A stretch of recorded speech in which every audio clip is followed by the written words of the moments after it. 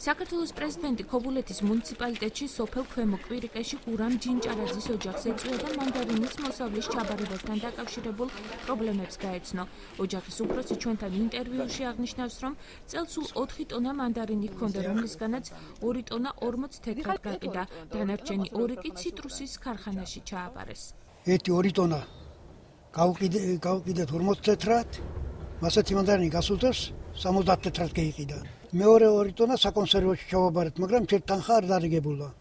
პრეზიდენტთან საუბრისას კი გურამ ჯინჭარაძემ საპირისპირო განცხადება გააკეთა, სადაც აღნიშნა, რომ საერთო მოსავლის ნახევარი 2 ტონა მანდარინი იზარალა და გადაყარა.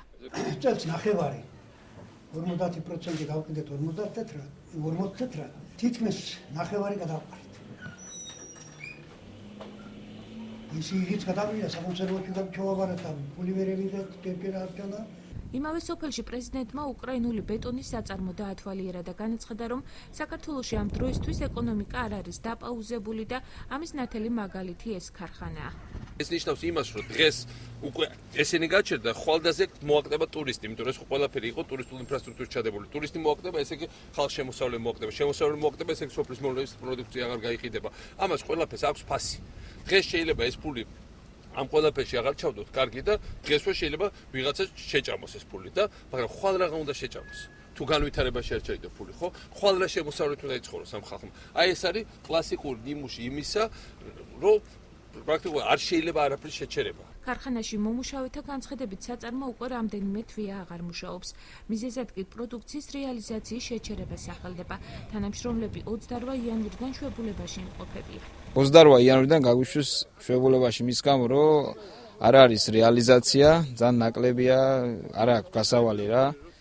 და 11 თებერვლამდე ვარ შვებულებაში, ასე გაგვიცხადა ხელმძღვანელობა. საქართველოს პრეზიდენტი ბათუმში ვიზიტის დროს რუსეთში მცხოვრები სომხების მოთხოვნას ჯავახეთის თავისუფალ ეკონომიკურ ზონად გამოცხადებასაც გამოეხმაურა და სეპარატიზმის კვალიფიკაცია მისცა.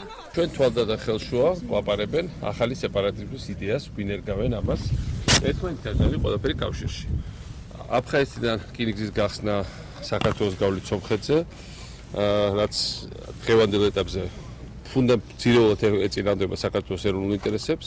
მოდის ის ინიციატივა ისევ რუსეთიდან. ზუსტად ის რასაც ვამბობთ, რომ ეს არის ერთი გეგმის ნაწილი და ეს არის რაღაცა ერთი ფაქტიურად და საქართველოს თავრობამ ერთი ჯაჭვი და საქართველოს თავრობამ უნდა ყველაფერი გააკეთოს, რომ ეს არ დაუშვას. ვიზიტის დასასრულს პრეზიდენტმა აჭარის სოფლის მეურნეობის მინისტრს ზაურ ფუტკორაძეს ციტრუსის რეალიზაციასთან დაკავშირებით შენიშვნები მისცა.